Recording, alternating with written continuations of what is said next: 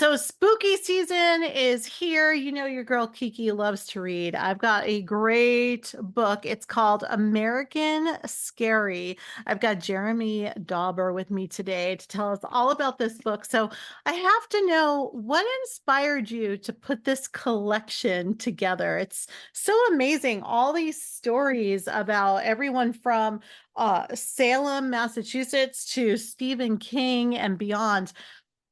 I know I feel like this genre has a chokehold on us right now, me included. What inspired you? Well, I have been a fan of scary stuff from way back, both the stuff that I read as a kid, looking at Stephen King and, being afraid to go to sleep, and then the stuff I was just too afraid to touch. But it had a power over me nonetheless, or maybe because of that. And, as I got older, we fears change. We're still afraid of things, but different things. And I said, I'm interested in how the country has changed of what they're afraid of in the same way that I am. And I started teaching about it and saying, "Oh, I think there's a book in this," and then trying to bring together a lot of stuff, as you say, to tell the whole story. How do you start research on this? Where do you even begin? How far back do you go? Well, I took first a question, right? I mean, a lot of times books answer a question. The question was, what scared America, from the very beginnings to the present day? And then, when you start thinking about it, you say, okay, well, maybe there's this and maybe there's that. And then, I started reading books from the time periods, reading other scholars' work, and then reading the works themselves and trying to put it all together in a kind of entertaining narrative that also was sort of true to the different moments of history. So it was a lot of fun. I I'm not bet. convinced that I'm not convinced everyone should watch 700 horror movies in a row, but there you are. And it's so weird because when you think about it, horror is such a great scope of work because I mean, I know people who will not go into the water because of Jaws. Right. That's I right. mean, I come from Cape Cod and people still come up to me and they're like, "Oh my God, how do you swim in the ocean?" And I'm like, "I don't know, you just do." Do. And I think Jaws is a great example because on watching it now, almost 50 years later, on the one hand, this is a magnificent sort of exploration and jabbing at a kind of primal fear. You go into the water, it's dark. Sometimes you don't know what's underneath that great cover in the movie poster going. And on the other hand, watching it 50 years later, you're like, this comes out right after Watergate. And it's a movie about a bunch of political leaders in this town that are hiding something from the general public. They know there's this big shark, but they're going to not tell people. And you're like, oh, so it's also about that while it's also about a big shark and being afraid to go in the water. And that's the kind of combination that I love trying to put out in the book, saying what's specific about that moment and what's general. Life is so deep when you think about it. Things we were just talking about this. We were just talking about the Diddy case on the radio this morning, and Sure. I was mentioning, you have to because I just watched, I think I'm watching the True Nightmare on Elm Street cases on, I don't know, Hulu Max, whatever it is. Um, you don't take into consideration all the FBI agents and the police and the detectives who have to look at all of the coverage, like all of the videos from Diddy, all of the videos, all of the crime scenes, and it's just everything is so deep and so layered. Yeah, well, one of the things I really was very interested in thinking about for in writing the story for the book was the way in which, true crime, Mhm. actual historical crimes, then made their way into kind of the American fearscape, both in general and fictionally, right? So, we have these cases, let's say from the turn of the 20th century, we have this case of what you might call the murder hotel at the Chicago World's Fair, where this guy, H. Holmes, he made a hotel called the World's Fair Hotel, and people checked in and they did not check out. Oh. And and there's a way in which that true story, first of all, we've got a lot of haunted hotel type people, from Norman Bates and Psycho to other people, right? Not haunted, but terrible, terrifying hotel people. But what we also have is a way of saying this is a story about the anonymity of the city, right? Where you can go to a place and it's not like a small town where everybody knows you. If you're missing, someone will notice. Here, nobody notices. And again, it's that combination of things that really sort of tugs at the American fear strings, if I can invent the word. I'm so I was not expecting you to say Chicago. I thought you were gonna go for the Cecil Hotel on that one. So now I'm so curious. I don't think I've ever heard of that. So, At the wow. time, it was a big, I mean, that's one of the things that's fun to do in the book, is to bring back some of these things that at the time were everybody knew, and then they Mhm, kind of go into obscurity, and we only see the traces left. So mhm. fun stories for everyone, I hope. Yeah. So what do you think, what is this true crime chokehold that everyone is in right now? Because I know I'm not the only one. It's so fascinating to me, and I don't even know why. My husband gets nervous. I know he doesn't like it, but what is it? Well, I think that one of the things I really believe is that there are two great buckets of fear, universally speaking. I'm saying one of them is big things out there, cosmic horror in whatever way, things you have no control over. And that could be, the devil, right? That could be nuclear annihilation. That could be, climate change, right? Big things. And then the other bucket is, the monster right next door, right? That all the, some you don't know, but the person who you're looking at, they might be a serial killer or something like that. And I think right now, as you're saying, we're in a moment of which there's a lot of focus on that second category. And that's something that we're thinking a lot about. And true crime stories are a way in which we can play that out. Now, thankfully, most of us are not living next door to a serial killer and will not come in contact with a horrible monster that in that form. But we can play out our fear about that in this sort of control thing and say, oh, okay, I listened to the podcast. It's not about me particularly, thankfully. Mhm. What is the biggest little known fact that you walked away from after writing this book? Um, that's a great question. I think that I would say that one of the surprising things, the most surprising thing to me, was when I knew that Dracula, the movie, had come out and was based on this Broadway play, and it became a big hit and really helped usher in sort of the monster movie craze. I did not realize that it was released on Valentine's Day and billed as the strangest love story ever told, Oh, which was not how I think about Dracula, right? And right. so that was a very interesting moment for me to say, okay, what's going on in the 1930s? What's going on in the Great Depression? What are some of the things that are going on? So that was a surprise, but there are lots of little surprises sort of scattered through the book, and over the course of the research. Mhm. Is there anything right now that's just captivating you when it comes to true crime or a horror story? Anything like that, really? Yeah. So one of the things, I mean, that I'm very interested in is the way that new technology um, really creates new kinds of ways of thinking about these old fears. So that's always been the case, right? You have sound film comes in, and so then you can have people scream, right? And so that Mhm. before that, silent film, it can be very scary, but no screaming. So I'm really interested in the way that it's not brand new, but that the internet and all these new forms of the internet and streaming and things like that allow for different kinds of horror to be put out there, right? So you have not just podcasts, but you have sort of things on YouTube that can be a couple of minutes long and just sort of come out and scare you and then go away in a way Mhm. that you couldn't do as a movie, because they say can't have a movie that's 2 minutes long. It Right. just work. So I think that's new kind of short form horror with kind of digital manipulation sometimes, really wonderful. Yeah. So I have to ask, because it's just been weighing on me lately. So the Aaron Hernandez story came out, and it's not horror necessarily, but true crime.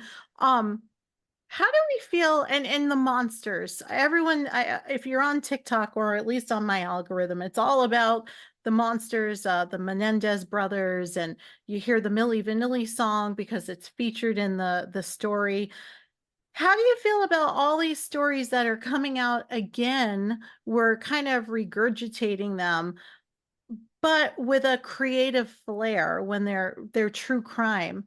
How do you feel about that? Because I haven't watched Monsters because I don't know. I feel like from what I've heard, there's a lot of creative license in it. And I feel like people are going to watch it and say, oh, That's true. That's what really happened when we don't really know.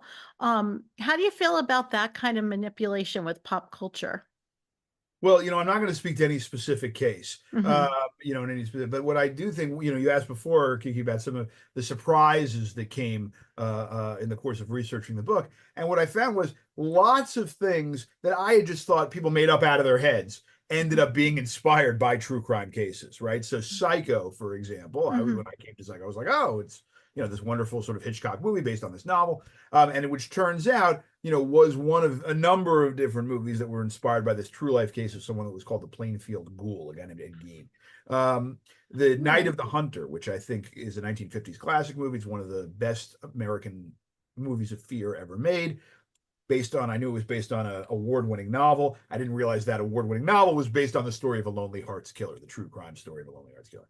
Oh my So, um, this phenomenon that you're talking about, and again, is based on a very long tradition of doing this in American culture. Um, and I think that, one judges this based on the particular manipulation. They're always manipulated on the Mhm. manipulations. Now, in those cases, names were changed, which is not the case here necessarily, right? But we have this kind of long history of taking real life fears and turning them into fictional horror. Mhm.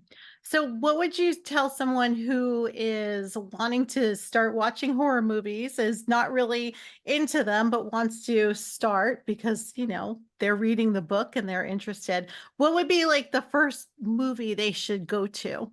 Well, I think, one question, and my wife always is interested in having these conversations because I say, well, I need more information, right? I need to find. So I would ask, what kind of movies are you interested in, right? Because the House of Horror has many rooms, and there's some people Mhm. say, really what I want is a movie without any violence in it. I just want a kind of suspense movie where I'm feeling dread, but I'm not, and I might say, well, you might want to start with Alfred Hitchcock, who I think is, magnificent in this way. Very little blood, right? But terrifying, right? And someone might say, you know what? Actually like the blood. That's what I want to go to a movie for. And then I might say, well, maybe you go to see Saw, right? Or someone might say, well, I like a supernatural horror. That's really what I want to see. And that would be one direction. And you might say, well, you know, paranormal activity is just a phenomenal movie of a certain ilk, right? Or a movie like or a monster movie, or you might say, what really I'm afraid of is what human beings can do. And then you might say, well, if you like that and you like people with chainsaws, then maybe the Texas Chainsaw Massacre, Oh, right? So exactly, right? So someone might say, oh, yeah. and someone might ask, oh, is that too going to be too much for me? And the answer would probably be yes, maybe, which is fine. Yeah. I make no judgments of which flavor of fear or no flavor, but which flavor of fear people enjoy and want. Mhm. There are good ones and bad ones in all of those categories. Right. What movie scares you still? Oh, that's a great question. Well, as I alluded to, I'm married. I have small kids, and I alluded to this movie Night of the Hunter from the 1950s. And in many ways, I think this is the most American horror movie. It says that the most about America. But one of the things that it also features is this terrifying performance by Robert Mitchum as this kind of psychopath who marries a woman. He's alone, this lonely hearts killer. He marries a woman, and he does it basically to terrify these two kids, his putative stepchildren, Mm. because they're hiding money from the first father, right? He's really after the money. And as a parent, the idea of children being in danger and distress terrifies me so much more than it did before I got married, before I had kids. Mhm. And so every time I watch this movie, even though it's not gory, right? It's not, any of these things from the 1950s, my heart is in my throat watching these kids. And the director, Charles Lundgren, just got an amazing performance out of these children and of course, out of the adults as well. Um, so in some ways, it's funny because you go back to these things and they are the same celluloid or words or whatever, but you've changed. And so your Mhm. fears have changed about them too. And that has been a really interesting surprise, like we're talking about Kiki, as well, to say, oh, I remember reading this book, but it's hitting me for entirely different reasons. Mhm. We're watching this movie. Yeah, I know, I'm so curious, like, I wanna watch Poltergeist again and see. I mean, I just remember being so scared when I was a kid watching that movie with my dad, like, "What the hell is happening to this house?" Well, But you don't know, I don't wanna be disappointed either. Well, I think that's really interesting as well, watching a lot of these movies. And I've actually said to some people, maybe there were movies from your childhood that had a huge amount of power over you, and in one way or the other, or you were too scared to watch them, right? And you come back to them and you say, well, the special effects aren't very good, and people's hairstyles are a little weird, and that takes you out of it. So that can sometimes be very cathartic of saying, oh, I was so scared, but now I'm not anymore. And sometimes it can be a disappointment of saying, oh, I had this feeling and it doesn't work the same way. It depends on the movie. But I had that feeling watching Poltergeist myself, where I was like, I was so scared of this, and now I'm like, okay, you know. Yeah. Or Close Encounters, that was another one. I have a friend who they go to, like, motorcycle rallies, and they're always near that mountain, Oh and wow, I'm like, "Really? Is that whatever it's called, the devil's something?" I don't know, but yeah, yeah. I don't know if I wanna watch it. So to me, I mean, I remember watching and seeing, I mean, as a kid, right, and seeing these, moments where the door is all lit and they're sort of back shadowed. Mhm. But to me, watching it again for the book, although I think it only made it in as a sentence, maybe, if at Yeah. all. The scariest moment is watching Richard Dreyfuss kind of in the throes of this compulsion, and he's at the dinner table and he's making sort of mashed potato mountain, right? And his Yes. and his family is looking at him saying, there's something deeply wrong here. And they're powerless and they're terrified and they're watching it. And that was a level of, let's say, psychological acuity that I wasn't able to get as a kid, right? Right. In the same way. And I just watched this, and Spielberg does a great job with that scene. And that haunts me now as an adult in a way that, the right is like, Yeah, okay, yeah, yeah. fine. Um, so it really, I mean, it's the same movie, of course, right? Yeah. I mean, it was all there, but I've changed a lot since. Yeah. Jeremy, this has been so much fun. I love talking to you. The book is called American Scary. Where can people go to find it? So you can find it. It came out on October 1st, so it's in bookstores and wherever books are sold. You can find it anywhere there. So online in bookstores in various formats.